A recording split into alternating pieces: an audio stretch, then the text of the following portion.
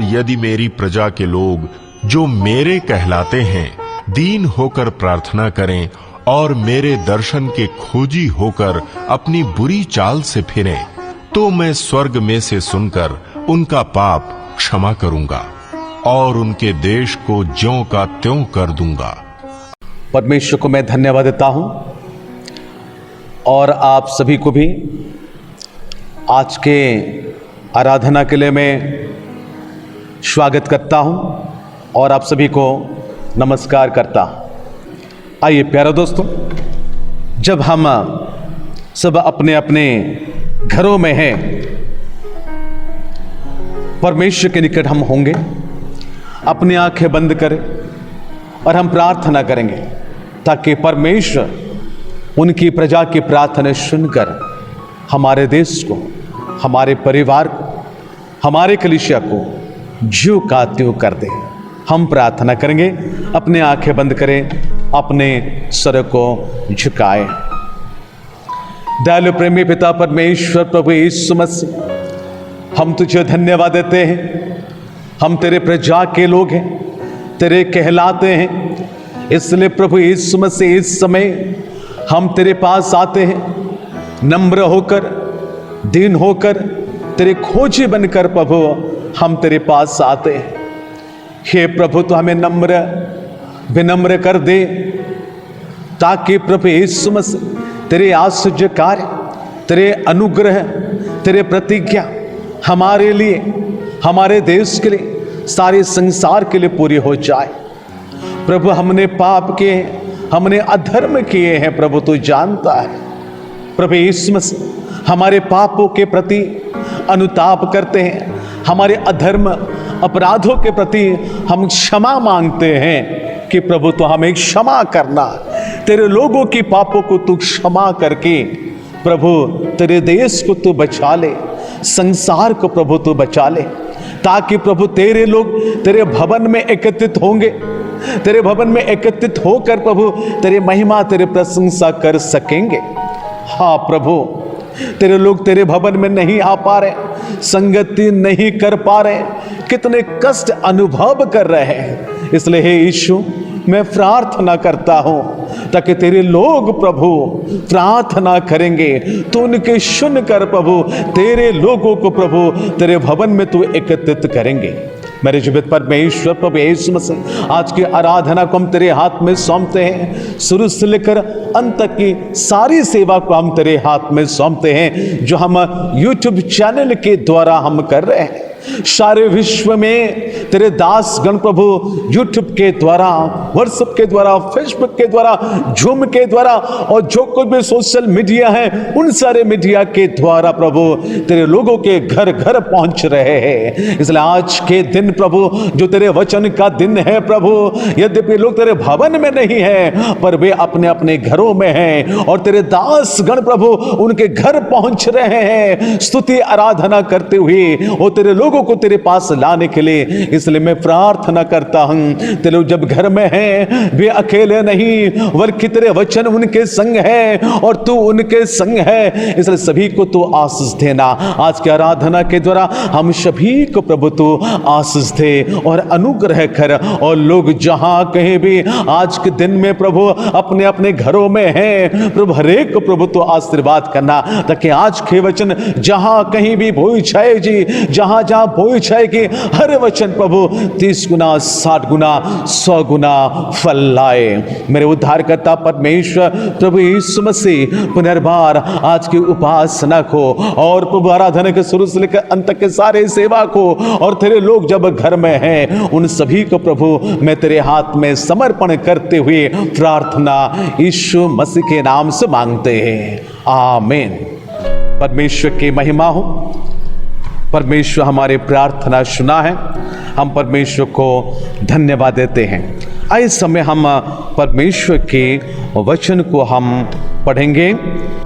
भजन संहिता 32 1 से लेकर 7 तक मैं पढ़ता हूं। यहाँ इस प्रकार लिखा है, क्या ही धन्य है वह जिसका अपराध क्षमा किया गया और जिसका पाप ढांपा गया हो। क्या ही धन्य वह मनुष्य जिसके अधर्म का यहोवा लेखा ना ले और जिसकी आत्मा में कपट ना हो। जब मैं चुप रहा तब दिन भर कराते कराते मेरी हड्डियां पिघल गई, क्योंकि रात दिन मैं तेरे हाथ के नीचे दबा रहा और मेरी तरावट धूप कल्क सी चिराइट बनती गई। जब मैंने अपना पाप तुझ पर प्रकट किया और अपना अधर्म ना छिपाया और कहा मैं यहोवा के सामने अपने अपराध को मान लूंगा, तब तूने मेरे अधर्म और पापों को क्षमा कर दिया। इस कारण हर एक भक्त तुझसे ऐसे समय में प्रार्थना करे जबकि तू मिल सकता है। निश्चय जब जल की बड़ी बाढ़ आए तो भी उस भक्त के पास ना पहुंचेगी। तो मेरे छिपने का स्थान है, तो संकट से मेरी रक्षा करेगा। तू मुझे चारों ओर से छुटकारे के गीत से घेर लेगा। आइए प्यारे दोस्तों, जो परमेश्वर हमारे चारों तरफ से घेर कर हमें छुटकारा प्रदान करता है, उस महान परमेश्वर को हम थोड़े समय के लिए हम धन्यवाद देंगे। मैं अनुरोध करता हूँ, आप अभी घर में बैठे हुए हैं, आप मेरे साथ खड़े हो जाएंगे। हम सब मिलकर परमेश्वर जो हमारे छुटकारा देने वाला परमेश्वर है, उद्धार करने वाला परमेश्वर है, उसका हम थोड़े समय के लिए हम प्रभु को धन्यवाद देंगे। आइए हम सब मिलकर परमेश्वर को हम धन्यवाद देंगे। Hallelujah, hallelujah, hallelujah, hallelujah. धन्यवाद, धन्यवाद, धन्यवाद, धन्यवाद, धन्यवाद मेरा अति महान जीवित परमेश्वर प्रभु यीशु मसीह, मैं तुझे धन्यवाद देता हूँ, तेरी महिमा करता हूँ, तेरी प्रशंसा करता हूँ पिता, आज के दिन के लिए, आज के समय के लिए जो हम सभी को प्रभु तेरे समय पर लेकर आ गया है। यीशु हम तुझे धन्यवाद करते हैं, तेरी प्रशंसा करते हैं प्रभु। यद्यपि सारे संसार लॉकडाउन है, हम घर घर में प्रभु तेरी स्तुति प्रशंसा सोशल मीडिया के द्वारा हम कर रहे हैं। हाँ प्रभु, तू हमारी आराधना को ग्रहण करता है। और प्रभु तेरे वचन के अनुसार स्तुति आराधना ऊपर जाती है, आशीष लेकर नीचे आती है, ये हम जानते हैं और विश्वास भी करते हैं। इसलिए प्रभु यीशु मसीह हम सब मिलकर अपने हाथों उठाकर अपने दिल खोलकर हम तुझे धन्यवाद करते हैं, सारे विषय में, सारे परिस्थिति में, ताकि सुनकर हमें आशीष तू प्रदान करेगा, तो हमें सुरक्षा प्रदान करेगा, सहायता करेगा। हम तुझे धन्यवाद करते हैं, तेरी महिमा करते हैं मेरे जीवित परमेश्वर प्रभु। धन्यवाद करते हैं, धन्यवाद करते हैं। Hallelujah, hallelujah, hallelujah. Thank you Jesus, hallelujah. Thank you Jesus, hallelujah. Thank you Jesus, hallelujah. आप कृपया बैठ जाएं। इस समय हम कलीसिया की सूचना की ओर जाएंगे। मैं हमारे सचिव भाई सामुएल महापात्र से अनुरोध करता हूं कि वे कृपया सामने आएंगे और सूचना हमें प्रदान करेंगे। सबसे पहले मैं परमेश्वर पिता का धन्यवाद देता हूं कि उन्होंने हमें यह सुंदर अवसर दिया कि आज हम इस मई महीने के अंतिम रविवार में फिर से परमेश्वर की उपस्थिति में यहाँ उपस्थित हो सके। साथ ही साथ हम उम्मीद रखते हैं और भरोसा रखते हैं कि परमेश्वर ने आप सबों को सकुशल रखा है। जैसा कि आप जानते हैं कि लॉकडाउन पीरियड में चर्च भवन में हम उपस्थित नहीं हो सक रहे हैं, लेकिन इस चैनल के माध्यम से प्रत्येक रविवार आराधना का कार्यक्रम रखा जाता है। इसके लिए जिन भाई और बहनों का सहयोग रहता है, चर्च कमेटी की ओर से मैं धन्यवाद देता हूँ। पासवानों को भी धन्यवाद देता हूँ और उज्जवल समिति के सचिव भाई सोमेश को भी, साथ ही साथ चर्च कमेटी और वर्शिपर ग्रुप की बहनों को जो इसमें शामिल होते हैं। जैसा आने वाले दिनों में हमें सूचना मिलेगी, जब 31 तारीख के बाद लॉकडाउन में छूट मिलेगी तो धार्मिक कार्यक्रम जब आरंभ होगा इसकी सूचना हम आपको देंगे। इसके अलावा भी आप जब ये कार्यक्रम देखते हैं, जो विशेष सूचना होगी उसे आप अवश्य ही देखकर उसी हिसाब से अपना कार्यक्रम रख सकते हैं। परमेश्वर आप सबों को आशीष दे और प्रार्थना में रहें, घर में रहें और इस महामारी के लिए विशेष प्रार्थना में अपने को समर्पण करें। धन्यवाद। परमेश्वर आप सबों को आशीष दे। परमेश्वर को मैं धन्यवाद देता हूं और हमारे सचिव के लिए भी मैं धन्यवाद देता हूँ। सुंदर सूचना आप सभी के लिए आने वाले दिनों के लिए उन्होंने प्रदान किए हैं। आज इस समय हम अपने मनों को हम तैयार करेंगे परमेश्वर के वचन की ओर जाने से पहले। और इस समय हमारे आराधना ग्रुप के बच्चों के द्वारा आराधना के गीत होगी, उस समय हम अपने मन को परमेश्वर को देंगे। Praise the Lord. मैं फिर से एक बार यीशु मसीह के सामर्थ्य नाम में आप सबका स्वागत करती हूँ कि उसने हम सब पर अपनी दया प्रकट की ताकि हम सब उसके निकट एक मन होकर इकट्ठा हो सके। तो आइए हम अपने आप को उस खुदा के हाथों में पूरी तरह सौंपते हुए हमारे साथ आप सब इस गीत को गाएंगे और परमेश्वर को महिमा देंगे। हालेलुया। परमेश्वर पिता, धन्यवाद करते हैं मेरे राजा। आइए हम अपने हाथों को उठाकर अपने आंखों को बंद करके सिर्फ और सिर्फ उस खुदा को देखेंगे। धन्यवाद करते हैं परमेश्वर की अपनी उपस्थिति को आप हमारे बीच में प्रदान किए राजा। धन्यवाद हो राजा। हालेलुया, हालेलुया, हालेलुया राजा। स्तुति हो परमेश्वर पिता। धन्यवाद हो परमेश्वर पिता। आपकी महिमा हो परमेश्वर, आपकी प्रशंसा हो मेरे राजा परमेश्वर पिता। धन्यवाद हो राजा। हालेलुया, हालेलुया, हालेलुया मेरे राजा। मांगने को आया नहीं, सिर्फ बात करने को आया हूँ मैं। मांगने से भी बढ़कर है दिया, तेरे लाडलों को तूने मेरे मसीह। मांगने को आया नहीं, सिर्फ बात करने को आया हूँ मैं। मांगने से भी बढ़कर है दिया, तेरे लाडलों को तूने मेरे मसीह। आंखें बंद कर कर हाथ उठा कर तेरे आत्मा को महसूस करूं। आंखें बंद कर कर हाथ उठा कर तेरी आत्मा को महसूस करूं।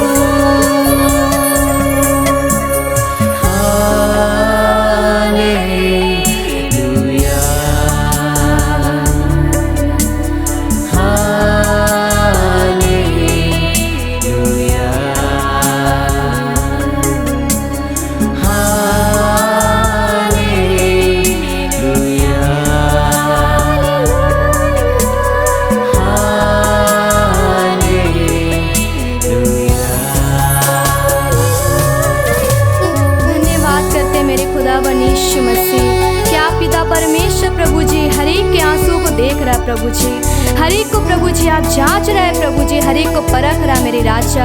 वचन कहता है मेरे खुदावन यीशु के हे यहोवा के भक्तों, उसका भजन गाओ और जिस पवित्र नाम से उसका स्मरण होता है उसका धन्यवाद करो। हालेलुया परमेश्वर पिता, धन्यवाद हो राजा, धन्यवाद हो मेरे खुदावन यीशु। Hallelujah, hallelujah. परमेश्वर आत्मा है,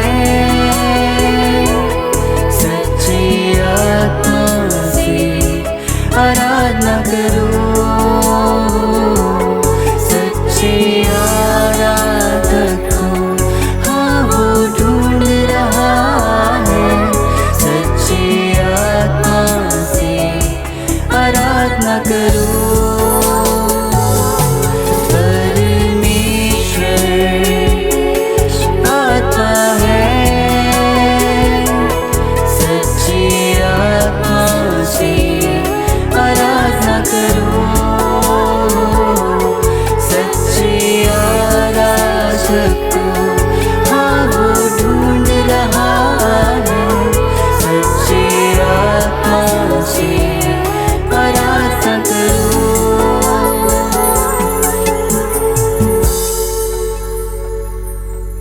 आंखें बंद कर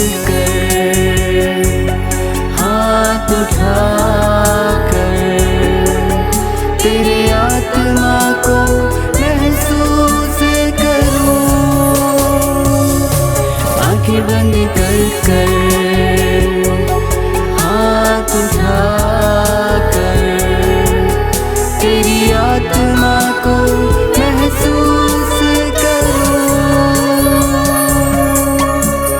मांगने को आया नहीं, सिर्फ बात करने को आया हूँ मैं। मांगने से भी बढ़कर है दिया, तेरे लाडलों को तूने मेरे मसीह। मांगने को आया नहीं, सिर्फ बात करने को आया हूँ मैं। मांगने से भी बढ़कर है दिया, तेरे लाडलों को तूने मेरे मसीह। हालेलुया मेरे राजा, धन्यवाद करते परमेश्वर पिता, आपकी महिमा करते राजा, आपकी प्रशंसा करते मेरे खुदा वनीश्वर। हाँ पिता परमेश्वर, आपकी उपस्थिति हमारे बीच में है प्रभु। इस सारी चीज़ों के लिए हम आपको धन्यवाद करते राजा। तेरे लोगों को प्रभु तो देख रहा है परमेश्वर पिता। हाँ प्रभु जी, हर एक के ऊपर आपका नजर है मेरे राजा। हर एक की तकलीफों को प्रभु आज आप देख लिया मेरे राजा, इसके लिए धन्यवाद करते हैं। हर एक को प्रभु आप चंगा कर दिया मेरे राजा, इसके लिए धन्यवाद करते राजा। स्तुति करते परमेश्वर पिता, आपकी महिमा करते राजा। प्रभु सचमुच परमेश्वर आपके जैसा कोई भी नहीं है मेरे राजा। आपने जो पिता परमेश्वर हर एक के लिए अपने आप को प्रभु उस क्रूस के ऊपर बलिदान किया मेरे राजा। धन्यवाद करते मेरे खुदा वनीशु, मेरे राजाओं का राजा, मेरे प्रभुओं का प्रभु। हम आपकी स्तुति करते, आपकी महिमा करते राजा। Hallelujah hallelujah hallelujah. Thank you Lord पिता परमेश्वर, धन्यवाद हो राजा, धन्यवाद हो मेरे खुदा वनीशु। प्रभु यीशु मसीह, आज के सुंदर दिन को प्रभु जी तेरे हाथों में सौंपते हैं मेरे राजा। हर एक को प्रभु जी आप कह दे मेरे राजा अपने वचनों से प्रभु जी। जितने भी लोग बैठ कर प्रभु सुन रहे हैं मेरे राजा, देख रहे हैं प्रभु जी, उन सबों की तकलीफ़ों को परमेश्वर आप देख ले मेरे राजा। उन सारी चीज़ों को प्रभु जी आप जानता है परमेश्वर पिता, क्योंकि मांगने से पहले आप जानता है कि प्रभु हमें किन वस्तुओं की आवश्यकता है मेरे राजा। हाँ पिता परमेश्वर, आज के वचन को आपके दास को परमेश्वर विशेष करके आपके हाथों में सौंपते हैं राजा, और विशेष करके तेरे लोगों को परमेश्वर हम आपके हाथों में सौंपते हैं राजा। हर एक से परमेश्वर वचन के द्वारा प्रभु बोलिए और बातचीत करिए प्रभु जी। हर एक को परमेश्वर हम तेरे हाथों में सौंपते हैं राजा, अपने आप को परमेश्वर पिता, और जितने भी लोग परमेश्वर पिता आपको देख रहे हैं, सुन रहे हैं प्रभु जी, उन सबों को भी परमेश्वर हम तेरे हाथों में सौंपते हैं राजा। शुरू से लेकर अंत तक की सारी बातों को प्रभु आप जानता है राजा। इसलिए परमेश्वर पिता, सारी चीज़ों को आप तेरे हाथों में सौंपते हुए, सारा आदर महिमा आपको देते हुए प्रार्थना यीशु मसीह के नाम से मांगते हैं, आमीन।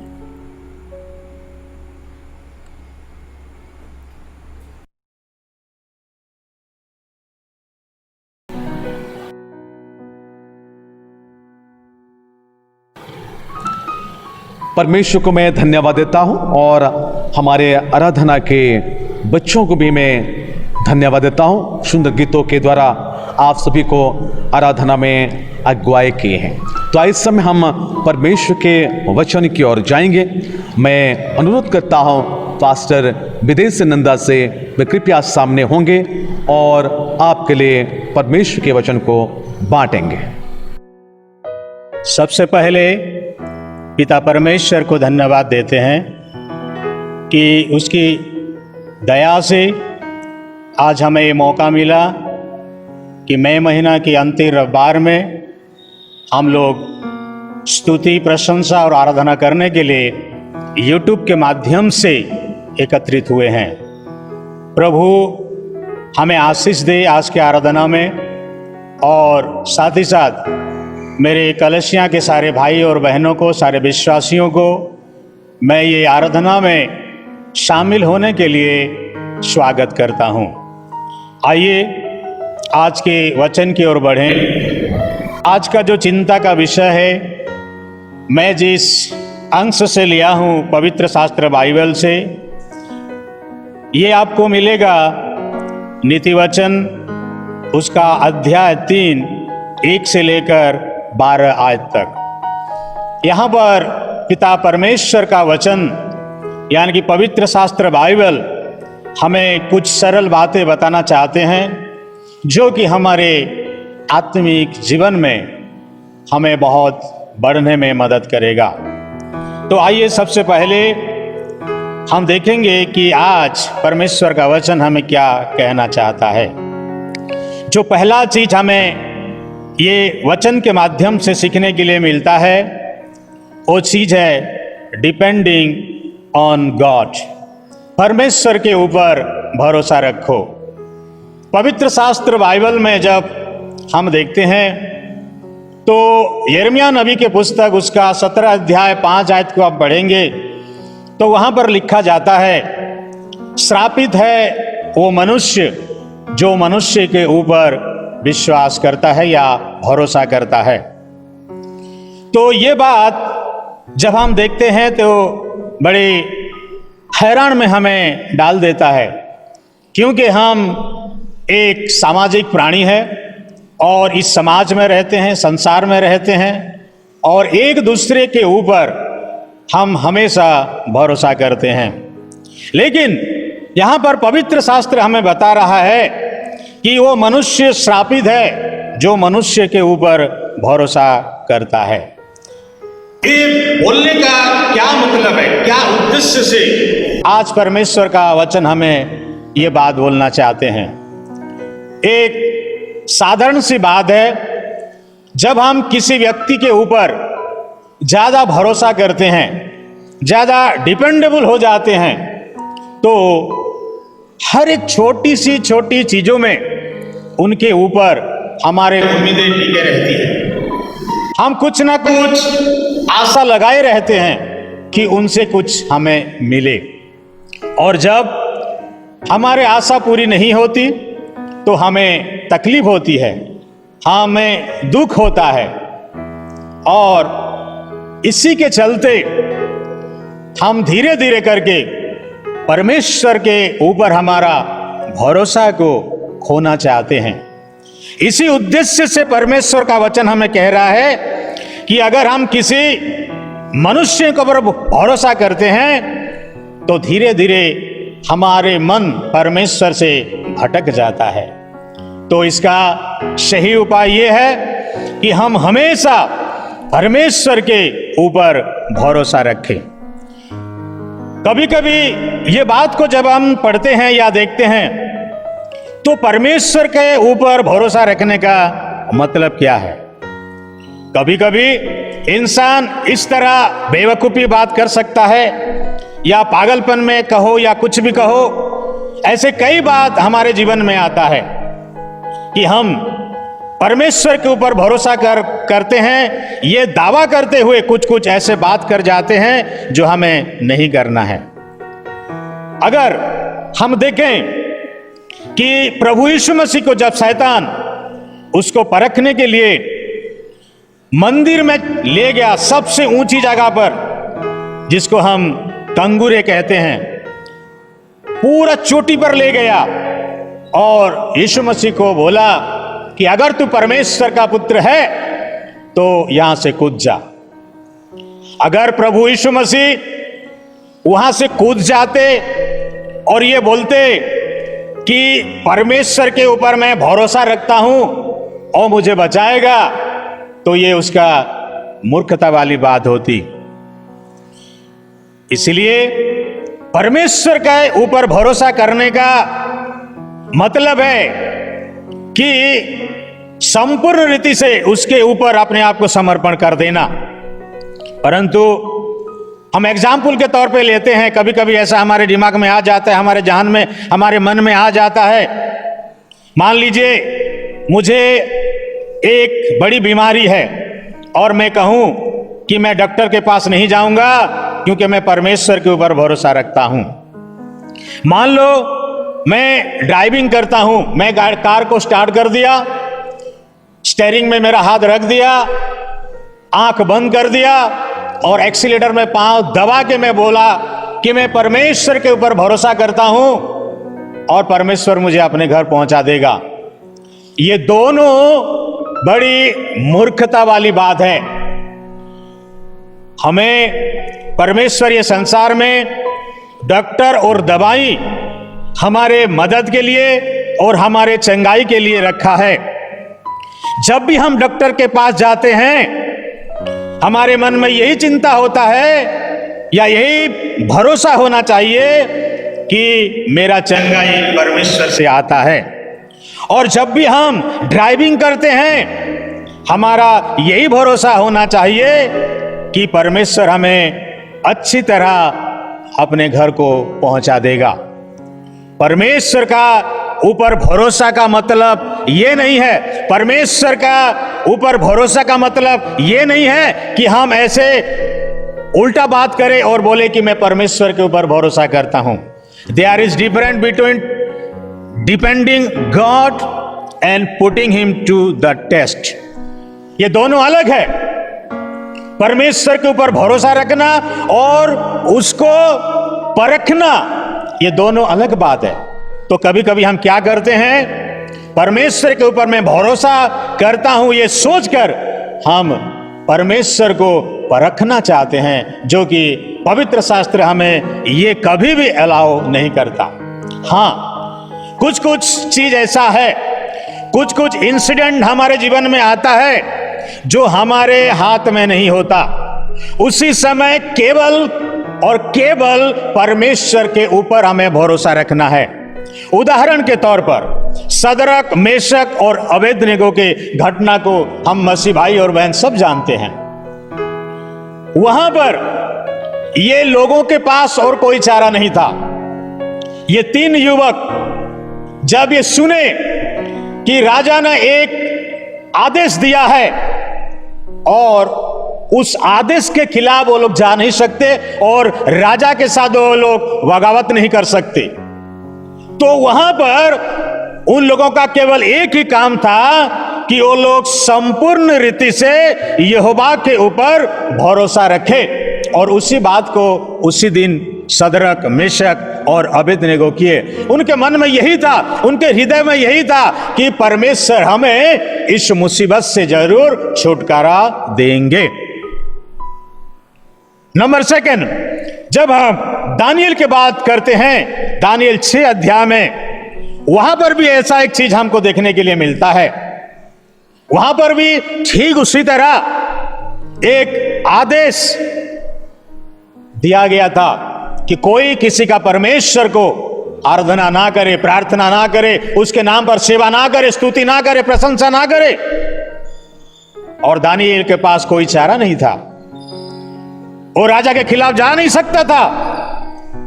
उसी ने भी वही काम किया, केवल परमेश्वर के ऊपर वो भरोसा किया और प्रार्थना किया। जब हम दाऊद के बारे में चिंता करते हैं, तीसरी एग्जाम्पल, जब वो गलियात का सामना करते हैं, एक छोटा सा बच्चा, तो उसका भरोसा केवल यहोवा के ऊपर था। उसको यह भरोसा था कि विजय यहोवा ही देगा। और ये तीनों केसेस में हम देखते हैं, ये तीनों घटना में हम देखते हैं कि केवल यहोवा के ऊपर भरोसा ही उन लोगों को विजय देता है। इसलिए सबसे पहला बात आज लेखक या ज्ञानी सोलोमन कहना चाहते हैं कि किसी मनुष्य के ऊपर नहीं, परंतु परमेश्वर के ऊपर भरोसा रखो, डिपेंडिंग ऑन गॉड। दूसरी बात, क्राई अनटू गॉड, आयत 6, निधि वचन 3 का 6, तो तुम यहोवा को पुकारो। यह पुकार कोई साधारण पुकार नहीं है। क्योंकि मनुष्यों के जीवन, अय्यूब कहते हैं, स्त्री से जन्मा हुआ हर एक मनुष्य दुख से भरा है। और हमारे जीवन में कभी कभी ऐसा परिस्थिति आता है, कभी कभी ऐसा मुसीबत आता है, कभी कभी ऐसा परेशानी हमें घेर के रखता है। हम समझ नहीं पाते कि क्या करें, हम समझ नहीं पाते कि किसके पास जाए मदद के लिए। पवित्र शास्त्र हमें सिखाता है, क्राई अनटू गॉड, परमेश्वर को पुकारो, परमेश्वर के पास जाओ। और ऐसे जो लोग गिड़गिड़ाए हैं मुसीबत में, तकलीफों में, समस्या में, परमेश्वर को जो पुकारे हैं और परमेश्वर उन लोगों का पुकार को सुनकर उत्तर दिया है और मुसीबत से छुड़ाया है, ऐसे उदाहरण से बाइबल भर पड़े हैं। बाइबल में कई प्रकार के ऐसे उदाहरण हैं, उनमें से कुछ चीज हम देखेंगे आज। सबसे पहला व्यक्ति एलिया के बारे में हम लोग जानते हैं। एलिया वो इंसान था, वो भविष्यद्वक्ता था जिसको परमेश्वर कौवा के द्वारा मांस खिलाया। एलिया वो भविष्यद्वक्ता था, वो परमेश्वर के दास था। पहला राजावली उसका 17 अध्याय में हम देखते हैं, वहां पर एलिया को परमेश्वर आज्ञा दिया, तू सरिपत में जा, मैं वहां एक विधवा को तुझे खिलाने के लिए आज्ञा दे रखा हूं। ये मेरा परमेश्वर है, हमारे हर चिंता वो करता है। ये बड़ा आश्चर्य की बात है, जब मैं सोचता हूं मेरे परमेश्वर के बारे में, मुझे बड़ा आश्चर्य लगता है वो कितना हमारे ध्यान रखते हैं, कितना हमारे चिंता करते हैं। एक विधवा को उसने आज्ञा दी है कि वो एलिया को खिलाए, यानी कि एलिया वहां पहुंचने से पहले उनका रहने और खाने का प्रबंध कर दिया गया है। इसीलिए तो मेरा परमेश्वर महान है। सारे सृष्टि किया पहले और बाद में हमें बनाया, यानी कि मनुष्यों को, इंसान को बनाया ताकि उनको खाने पीने का कोई तकलीफ ना हो। ये छोटी सी छोटी बातों में हमारे ध्यान रखते हैं। और परमेश्वर की आज्ञा के अनुसार एलिया चले जाते हैं सरिपत में, और वहां जो जो घटना हुई है 17 अध्याय में हम लोग सब जानते हैं। उनके घर में कई दिनों तक रहते हैं, विधवा के घर में, और बड़े मजे से खाते हैं क्योंकि परमेश्वर उनके खाने का प्रबंध किया है। और अचानक एक मोड़ आ जाता है।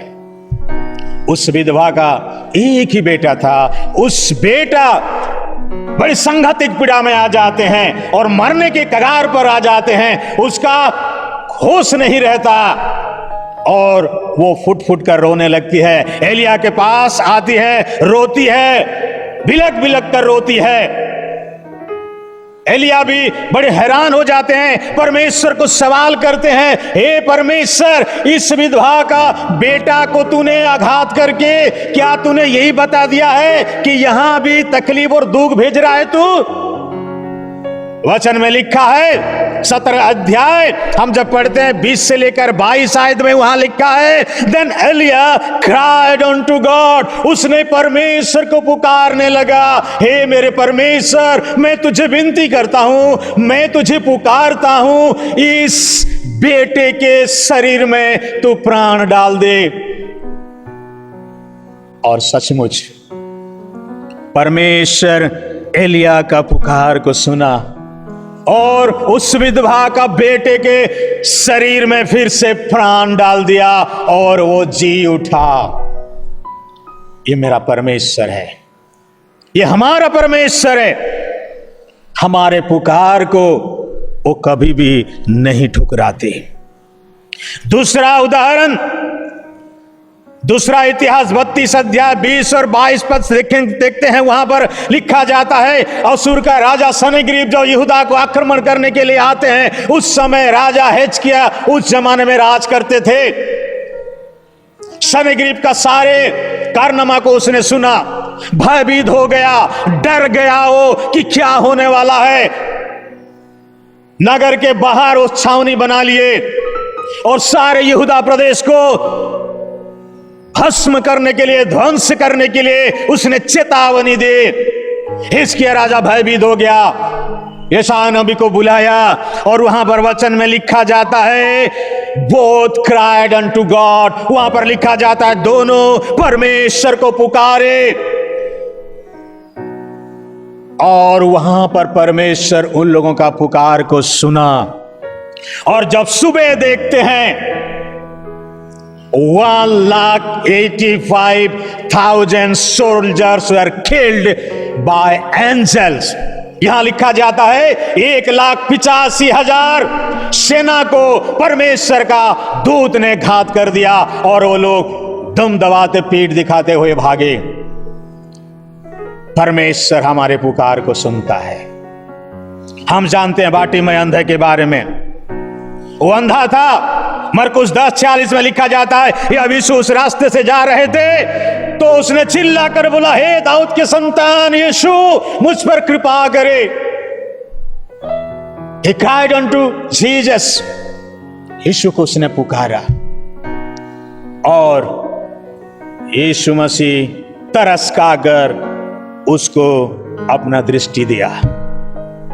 मेरे प्यारो, जब भी ऐसे मुसीबत आए, जब भी ऐसे समस्या आए, जब भी ऐसे परिस्थिति हमारे जीवन में आए, तो हम किसके पास जाएं? केवल यहोवा के पास जाएं, उसको पुकारे, क्योंकि उसी ने बोला है। भजन संगीता 50:15 में लिखा जाता है cry unto me in the day of your trouble. संकट के दिन तू मुझे पुकार, मैं तुझे उत्तर दूंगा, मैं तुझे छुड़ाऊंगा ताकि तू मेरा महिमा कर सके। भजन संगीता 51 उसका 17 आयत में लिखा जाता है God never despise the broken and contrite heart. परमेश्वर हमारे टूटे हुए और पीसे हुए मन को या हृदय को कभी तुच्छ नहीं जानता या तुच्छ नहीं करता। ओ हमारे पुकार को सुनता है। इसलिए दूसरी बात आज ज्ञानी सोलोमन परमेश्वर के वचन के द्वारा हमको बताना चाहते हैं, क्राई अनटू गॉड, परमेश्वर को पुकारो। तीसरी बात, रन फ्रॉम इविल, यानी कि बुराई से भागो। 7 आयत में लिखा जाता है तुम बुराई से भागो। बाइबल में कई प्रकार के बुराई के बारे में लिखा जाता है।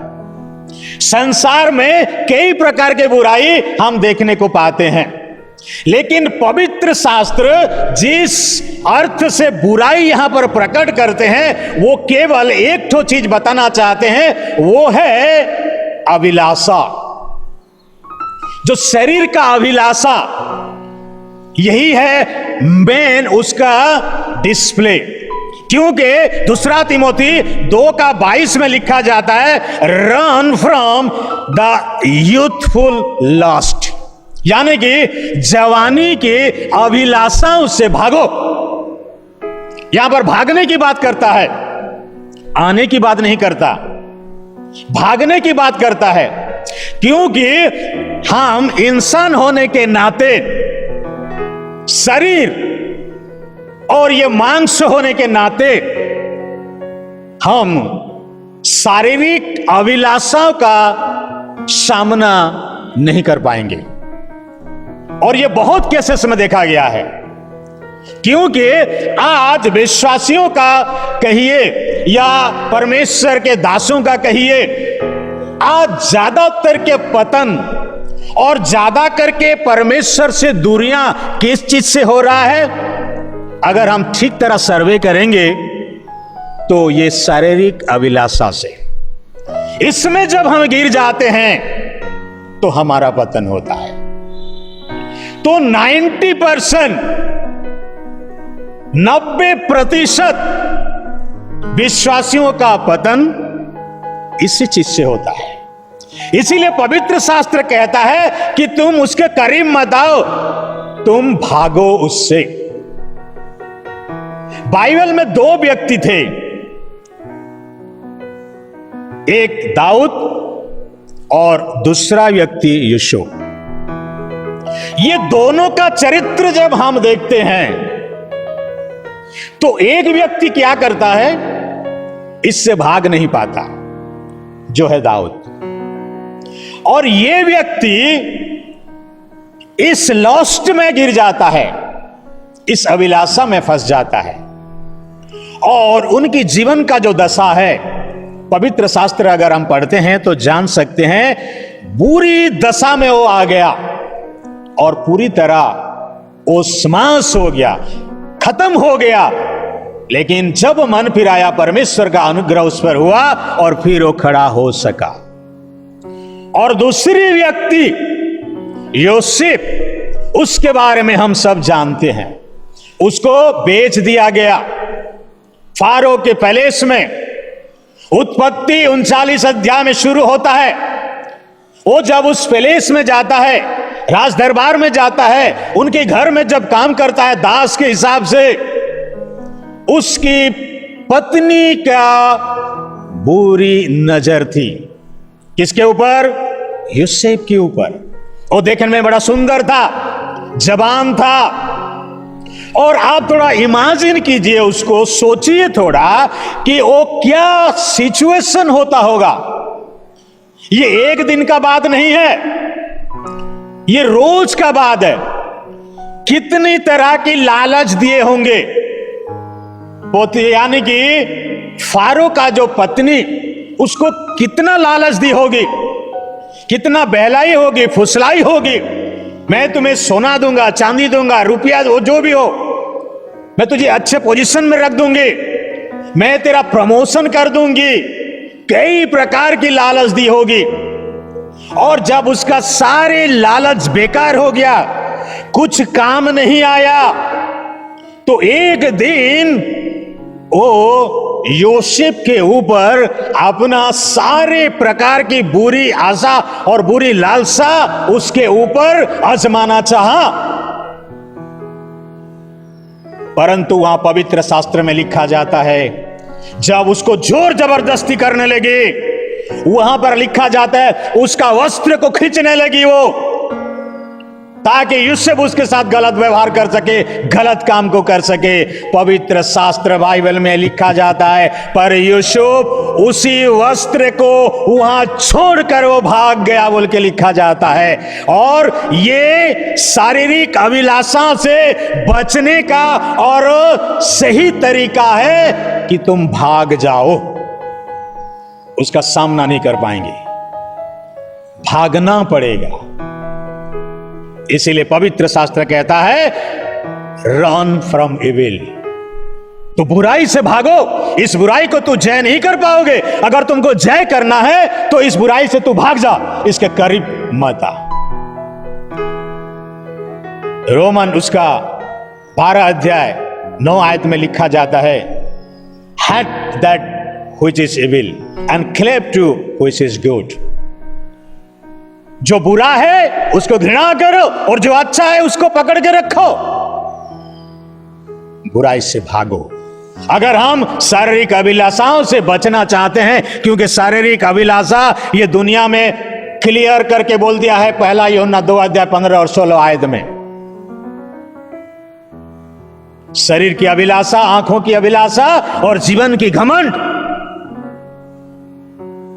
दिस वर्ल्ड क्लियरली रिवील्ड अस। ये संसार हमें पूरी स्पष्ट तरीका से खुलासा कर दिया है। अगर उससे बचना है तो इस अभिलाषाओं से, इस बुराई से हमें भागना पड़ेगा। Number 4, put God first in your life. ये 9 और 10 आयत में लिखा जाता है। तो सबसे पहले तुम्हारे जीवन में परमेश्वर को स्थान दो। यह बहुत ही कठिन विषय है, क्योंकि ये व्यस्तता के जमाने में आज हर कोई बिजी है। परमेश्वर को हमारे जीवन में पहला स्थान देना बड़ी ही अद्भुत बात होगा और बड़ी कठिन भी होगा।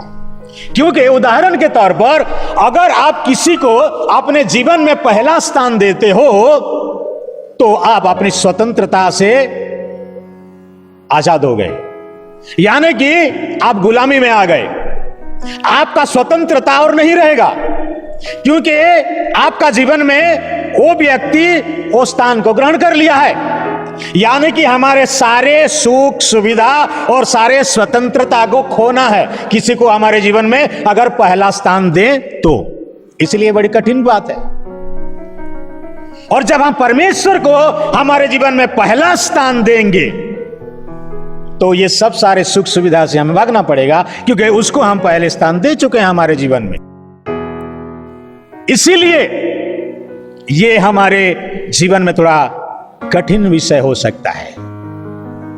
हम कब पहला स्थान देते हैं अपने आप को? जब कोई चीज अच्छा हो तो, जब सारे सिचुएशन हमारे फेवर में हो, जब हमारे जीवन में सारे घटना अच्छा हो रही हो तो हम सामने खड़ा होने के लिए ज्यादा इंटरेस्टेड होते हैं, अपने आप को सामने रखने के लिए, पहला स्थान में रखने के लिए चाहते हैं। परंतु जब उल्टा हो जाता है, जब बुराई आ जाती है या समस्या आ जाता है तो हम पीछे छुपना शुरू कर देते हैं और उसके लिए दूसरे को ब्लेम करना शुरू कर देते हैं। यह पवित्र शास्त्र के अनुसार है। एसो और याकूब के जीवन में यह हुआ था। जब एसो याकूब को मिलने के लिए गया तो वहां पर लिखा जाता है याकूब पहले अपने दासी को, अपने संतानों को और अपने पत्नियों को रखा और वो पीछे रह गया, क्योंकि जब समस्या आए या कोई आफत आए तो वो बच सके। तो ऐसे हमारे जीवन में होता है। हम पहला स्थान जब अच्छा होता है तब अपने आप को देते हैं, जब बुरा होता है तो दूसरे को इसका जिम्मेदार ठहराते हैं। परंतु हम चाहे या ना चाहे हमें हमारे जीवन में पहला स्थान क्या करना है? परमेश्वर को देना है। और ये जब हम करते हैं तो हमारे जीवन में सब चीज बदल जाता है। बहुत सारे चीजें हम परमेश्वर को पहला स्थान दे सकते हैं, लेकिन दो तीन तो हम देखेंगे कि ऐसा कौन सा चीज है जो हम पहला परमेश्वर को देंगे। सबसे पहला चीज है हमारे समय को। अगर हम अपनी समय को परमेश्वर को देंगे, डेली 15 मिनट, 20 मिनट, आधा घंटा धीरे धीरे करके बढ़ाएंगे। मानते हैं हम व्यस्त हैं, हम बिजी हैं, लेकिन सबसे पहला चीज हम स्टार्ट करेंगे अपने समय को परमेश्वर को देंगे। समय को परमेश्वर को देने का मतलब क्या है? We need to spend our time in prayer and reading the scripture. हमें परमेश्वर को समय देने का मतलब है हम कुछ समय प्रार्थना में बिताएंगे, उसके वचन पढ़ेंगे, तो क्या होगा? धीरे धीरे धीरे धीरे हमारी आदत बढ़ने लगेगा। पहला पहला ये बड़ा कठिन होगा, लेकिन धीरे धीरे ये आदत बन जाएगा। दूसरी चीज, इन आवर ट्रूथ, हमारे सच्चाई में, हमारे सच्चाई क्या है? हमें ये रियलाइज करना पड़ेगा कि आज मेरे जीवन में जो कुछ है, आज मुझे जो कुछ मिला है, it is all about him. ये केवल परमेश्वर के द्वारा है। तीसरी, लव गॉड्स पीपल। हम परमेश्वर के लोगों को हमें प्रेम करना है। इसी तरह हम पहले परमेश्वर को अपना स्थान दे सकते हैं जीवन में। और चौथी बात जो यहां पर लिखी गई है, honour him with your wealth. अपने सारे कमाई में, सारे संपत्ति में तुम पहला स्थान परमेश्वर को दो। अगर ये सारे चीजों में हम अपने जीवन में परमेश्वर को पहला स्थान देंगे तो हम कभी आखिरी नहीं हो सकते। हम हमेशा पहला ही रहेंगे। हम हमेशा पहला रहेंगे, जीवन की चाहे कोई भी परिस्थिति हो जाए। पांचवी बात, check yourself by God's word. यह बहुत ही इंपॉर्टेंट है। इसका मतलब एग्जामिन योर सेल्फ। अपने आप को परख कर देखो, अपने आप को परखो। यह वर्ष 11 में लिखा गया है। Check yourself by God's word, यानी कि अपने आप को परखना। और self examination is an important part living as an authentic Christian life. अगर सही मायने से हम एक मसीह जीवन जीना चाहते हैं तो इसका सबसे पहला चीज है अपने आप को परखना, सेल्फ एग्जामिनेशन।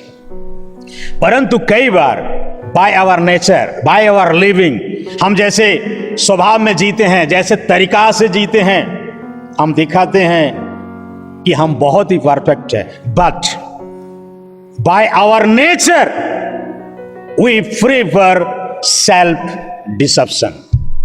हम अपने आप को धोखा दे रहे हैं, हम अपने आप को धोखा दे रहे हैं। We present our self smarter, righter than others. मैं सबसे अच्छा हूं, बहुत बढ़िया हूं, मैं बहुत अच्छा गाता हूं, बहुत अच्छा पीता हूं, बहुत अच्छा बोलता हूं, मेरा रहन सहन बहुत अच्छा है। इसका मतलब we are in self deception, अपने आप को धोखा दे रहे हैं। We need self examination to overcome spiritual deception. इसको याद रखिए, हमें अपने आप को परखना है अगर आत्मिक धोखे को जीतना है तो। यह सबसे बड़ी बात है। और इसके लिए पवित्र शास्त्र एक आयत हमें बताता है, पहला यूहन्ना 1:9। यहां पर लिखा जाता है, confess your sin to God. और ये अपने आप के पाप को स्वीकार करने के लिए ये एक प्राइस को डिमांड करता है। It requires a certain amount. और ये सर्टेन अमाउंट क्या है? The self examination. If you never find any fault in you, if you never find any sin in you, you can't confess. अगर हम ये सोचते हैं मेरे में कोई पाप नहीं है, मेरे में कोई दोष नहीं है, जब तक ये सोच हमारे जीवन में आता रहेगा, हम अपने आप को कभी भी परख नहीं सकते और परमेश्वर के सामने स्वीकार नहीं कर सकते। और वन डिफिकल्ट क्या है जानते हैं इसके लिए? सेल्फ एग्जामिनेशन में सबसे बड़ा कठिन चीज, सबसे बड़ा बाधा क्या है जानते हैं? We do not always knows our own heart. हम अपने हृदय के बारे में नहीं जानते हैं। यह सबसे बड़ा बाधा चीज है और इसीलिए हम अपने आप को कभी परख नहीं पाते। यिर्मयाह 17:9 कहता है, the heart is most deceitful above all things. ये जो हृदय है ये सबसे बड़ा धोखा देने वाला चीज है और इसीलिए हम अपने आप को परख नहीं पाते, क्योंकि हम हृदय में यही सोचते हैं कि मैं अच्छा हूं तो कैसे परखूंगा मैं अपने आप को। The true self examination must be always begins with the Holi spirit. ये पवित्र आत्मा जब तक हमारे मन में नहीं काम करेगा, दूसरा कोरिन्थी उसका 2:10 और 11 में कहता है, the spirit search all deep things in our hearts. हमारे हृदय का सारे गहराई चीज को, सारे बुराई चीज को क्या करता है? पवित्र आत्मा उसको ढूंढ कर निकालता है। और ये प्रॉब्लम केवल मुझ में नहीं है, ये प्रॉब्लम केवल आप में नहीं है, ये प्रॉब्लम हर मसीह विश्वासी में है। हम अपने आप को परखना नहीं चाहते। ये प्रॉब्लम एक कलीसिया में भी है। प्रकाशित वाक्य 3 अध्याय उसका पढ़ेंगे 14 से 17, घर में जाकर देखिएगा, वहां पर लादुकिया मंडली के बारे में लिखा जाता है, दे वेल इन सेल्फ डिसेप्शन। वो लोग इसी धोखे में थे, इसी प्रकार की आत्मिक धोखे में भी ये लोग थे। ये लोग क्या सोचते थे? They were thinking we are enough, we are rich, need nothing. आज यही कहता है हर चर्च, हम तो काफी है, हमें कोई कमी नहीं है, हमें कोई चीज दरकार नहीं है, किसी का दरकार नहीं है। यह है self deception and spiritual deception also. अपने आप को धोखा देना और आत्मिक धोखा भी है ये आज का कलीसिया, जो मॉडर्न एज का कलीसिया, बड़ा बड़ा कलीसिया, यही सोचते हैं कि हम में कोई कमी नहीं है। लाउदिकिया मंडली या चर्च यही सोचता था, कुछ कमी नहीं है, किसी का दरकार नहीं है हमें। पर परमेश्वर का वचन क्या कहते हैं जानते हैं? यहां पर 17 आयत में, पर परमेश्वर का वचन यहां पर कहता है, तू अभागा, तुच्छ, कंगाल, अंधा और नंगा है। What it says? प्रभु का वचन ये कह रहा है, मैं नहीं कह रहा हूं। तो आज केवल व्यक्ति विशेष नहीं, हर कलीसिया को अपने आप को परखना है। और जब अपने आप को हम परख लेंगे तो दाऊद जैसे कहते हैं ना, भजन संहिता 139 उसका 23 और 24 आयत में बड़ी अच्छी बात कहते हैं, हे परमेश्वर मुझे जांच कर जान ले, मुझे परख कर मेरी चिंताओं को जान ले और देख कि मुझ में कोई बुरी चाल है कि नहीं, और अनंत जीवन के मार्ग में मेरी अगुवाई कर। यस, यहां पर दाऊद इसी बात को एडमिट करते हैं। He admit that he does not even know whether his actions and his motive are pure और नॉट। वो जो करता है, जो सोचता है, वो सही है या नहीं, साफ सुथरा है या नहीं, ये नहीं जानता, लेकिन ही इनवाइट्स द लॉर्ड। यहां पर लिखा जाता है वो परमेश्वर को न्योता देता है, यू कम एंड एग्जामिन, तू आ और मुझे परख कर देख, मुझे जांच कर देख। ये सबसे बड़ी बात है। हमारे सेल्फ एग्जामिनेशन हमारे लिए बहुत मायने रखता है, और जब तक हम अपने आप को नहीं परखेंगे तो हमारी गलती क्या है हम नहीं जान सकते। इसीलिए जो यहां पर बातें लिखी जाए, 5वीं बातें, check yourself by God's word. तो ये परमेश्वर का वचन हम जब पढ़ते हैं, देखते हैं, तो हमारे अंदर क्या बुराई है हमें पता चलता है। प्रभु इस वचन पर हम सबको बहुत आय से आशीष दे, आमीन। मैं परमेश्वर को धन्यवाद देता हूं और सुंदर वचन के लिए भी पास्टर विदेशी नंदा को मैं धन्यवाद देता हूं।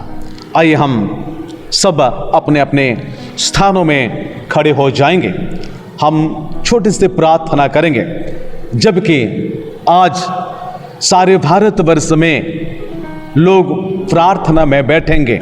मेरा विश्वास है आपको ये मैसेज व्हाट्सएप के द्वारा या सोशल मीडिया के द्वारा मैसेज आया होगा कि आज दोपहर से लेकर रात 12:30 तक प्रार्थना होगी। कई प्रकार की प्रार्थना में भारत देश प्रार्थना में बैठेंगे। जब जब कुछ समय मिलता है उस समय में आप प्रार्थना में बैठने के लिए कोशिश करें। तो इस समय हम सब मिलकर हम परमेश्वर से प्रार्थना करेंगे। प्यारे प्रभु यीशु मसीह, मैं तुझे धन्यवाद देता हूँ। इस समय तेरे लोग हम सब अपने अपने घरों में हैं। तेरे लोग घर में रहकर प्रभु तेरे गीतों को गाएं, तेरे स्तुति आराधना को किए, तेरे वचन को सुने। और इस समय हम सब खड़े होकर हम प्रार्थना करते हैं, पिता हमारे पाप अपराध को तू क्षमा करे। हम प्रार्थना करते जो विपत्तियां सारे संसार में फैली हुई हैं, उन सारे विपत्ति से प्रभु तो हमें छुटकारा दे। हम प्रार्थना करते पिता परमेश्वर, कोरोना के साथ ही साथ कई टिड्डियां भी प्रभु भारतवर्ष में और संसार के कई देशों में फैल रही है। प्रभु ये किस प्रकार के समय में हम आकर पहुंच चुके हैं, इसलिए हम सब मिलकर हम प्रार्थना करते हैं। राजा प्रभु तू ही एकमात्र परमेश्वर है और तुझे छोड़ और कोई ईश्वर नहीं है कि वो हमें सुरक्षा दे सके, जो देश को सुरक्षा दे सके, संसार को सुरक्षा कर सके। क्योंकि तू ही तो स्वर्ग को बनाया है, तू ही तो पृथ्वी को तूने बनाया है, सारे संसार को तूने बनाया है और अंत में तूने मनुष्य को तूने बनाया है। और इस संसार को देखते हुए, संसार में रहने के लिए, संसार में काम करने के लिए, बहुवंश होने के लिए, प्रजावंश होने के लिए ओ प्रभु तूने आशीष देकर तूने बुलाया है। तूने आशीष दिया, तूने कहा फूलो फलो संसार को भर दो। आज वो संसार में महामारी है, आज वो संसार में कोरोना वायरस है, आज वो संसार में टिड्डियां हैं, आज वो संसार में साइक्लोन है, आज वो संसार में अर्थक्वेक है, आज संसार में लड़ाई है, आज संसार के परिवार में झगड़े हैं, कला है, विशृंखला है, कई प्रकार की वातावरण हो रहा है। ईशो ये तेरा संसार है जिनको तूने बनाया था प्रभु, जिनको जो तूने अपने वचनों के अनुसार तूने बनाया था, आज वो संसार तेरा वचन नहीं मानने के कारण उस परेशानी को भोग रहे हैं, उस महामारी से क्लेश उठा रहे हैं, उस विपत्ति को देख रहे हैं। इसलिए हम प्रार्थना करते राजा, हम तेरे संसार के विरुद्ध जो तूने बनाया है, तेरे विरुद्ध हमने पाप किए हैं, तेरे वचन के विरुद्ध के पाप किए हैं, तेरी इच्छा के विरुद्ध हमने पाप किए हैं। और हम सब हाथ उठाते हुए, हम सब खड़े होते हुए हम प्रार्थना करते पिता, हमारे अपराध को ढांपने वाला परमेश्वर है, हमारे पापों को ढांपने वाला परमेश्वर है। हे यीशु,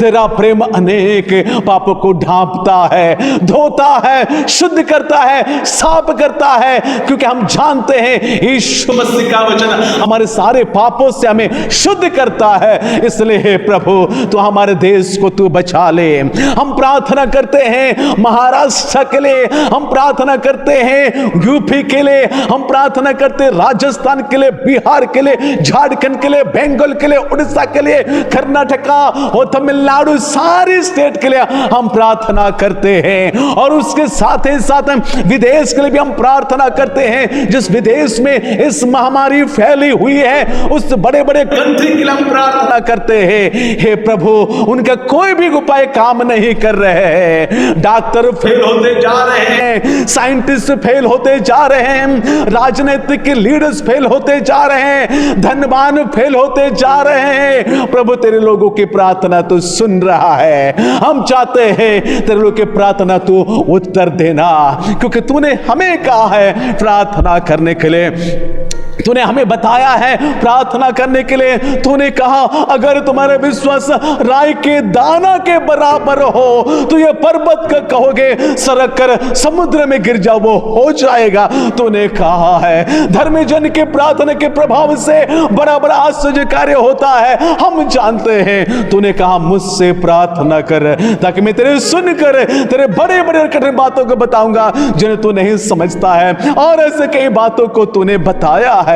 हाँ प्रभु, तूने कहा मांगो तो दिया जाएगा।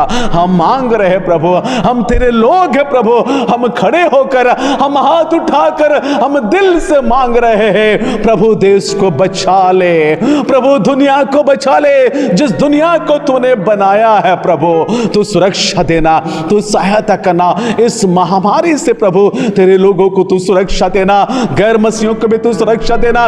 कई उन्हें अस्पताल में है तो उनको सुरक्षा देना, कई लोग संसार को छोड़कर चले गए हैं, उन शोकित परिवार को तू आशीष देना। कई रास्ते में है प्रभु, उन रास्ते में चलने वालों को भी तू सहायता करना, मदद करना। कहीं लोग प्रभु रोजगार के बिना प्रभु जीवन को बिता रहे हैं, उनके खाने पीने कितने दिक्कत हो रही है। यीशु, उन सभी को तुम आशीर्वाद कर, तू अनुग्रह करना, तेरे लोगों को तू सहायता दे, तेरे लोगों को तू कह दे, ताकि वे प्रार्थना करेंगे, उनके प्रार्थना को तू सुनकर प्रभु तू आशीष देगा। तेरे लोगों के प्रार्थना सुनने के लिए तू तरसता है कि तेरे लोग तुझसे प्रार्थना करें, आंसुओं के साथ, घुटनों के संग तेरे लोग तुझसे प्रार्थना करें। इसलिए हम तुझसे नम्र निवेदन के साथ प्रार्थना करते हैं, तो हमारे सुनकर उत्तर देना। कलीसिया के पूरे परिवारों को तो आशीष दे, बुजुर्ग माता पिता को तो आशीष दे, बीमार में पाए जाने वाले उन सभी को प्रभु सहायता करना, अपने चंगाई करे हाथ को बढ़ाकर तो संभाल लेना। जवानों को तो आशीष दे, ताकि जवान इन दिनों में अपने मन को वे तुझे दे पाएंगे। हमारे मासूम छोटे बच्चों को तो आशीष दे, स्कूल नहीं जा पा रहे, ऑनलाइन स्कूल हो रहा है, क्लासेस हो रहा है, प्रभु उन सभी के संग संग तो होना। हमारे कलीसिया के जितने लोग बाहर में रहते हैं उन सभी को भी तो बहुत ऐसे आशीर्वाद करना, और हमारे कलीसिया के सिवा और जो दूसरे कलीसिया के लोग जो हमारे इस आराधना में शामिल हुए हैं उन सभी को भी तो बहुत ऐसे आशीष देना, उनके परिवारों को भी तो आशीष देना। प्रभु, प्रार्थना सुना, मैं धन्यवाद करता हूं। पुनर्बार हम सभी को, कलीसिया के पूरे परिवार को, हमारे देश को, सारी पृथ्वी को तेरे हाथ में समर्पण करते हुए प्रार्थना यीशु मसीह के नाम से मांगते हैं, आमीन। आइए हम सब मिलकर एक ईश्वर में प्रभु की प्रार्थना करेंगे। हे हमारे पिता, तू जो स्वर्ग में है, तेरा नाम पवित्र माना जाए, तेरा राज्य आए, तेरी इच्छा जैसी स्वर्ग में पूरी होती है वैसे पृथ्वी पर भी हो। हमारी दिन भर की रोटी आज हमें दे, और जिस प्रकार हमने अपने अपराधियों को क्षमा किया है, वैसे ही तू भी हमारे अपराधों को क्षमा कर, और हमें परीक्षा में ना ला, परंतु बुराई से बचा, क्योंकि राज्य और पराक्रम और महिमा सदा तेरे ही हैं। आमीन। ईश्वर पिता परमेश्वर का प्रेम, पुत्र प्रभु यीशु मसीह का अनुग्रह, पवित्र आत्मा की शांति, शक्ति और सहभागिता हम सबों के साथ, विश्वापी मंडली के साथ, हमारे इस प्यारे प्यारे मंडली के साथ सदा सर्वदा होती रहे। आमीन। सबको जय मसीह की नमस्कार। प्रभु आप सभी को बहुत ऐसे आशीष दे।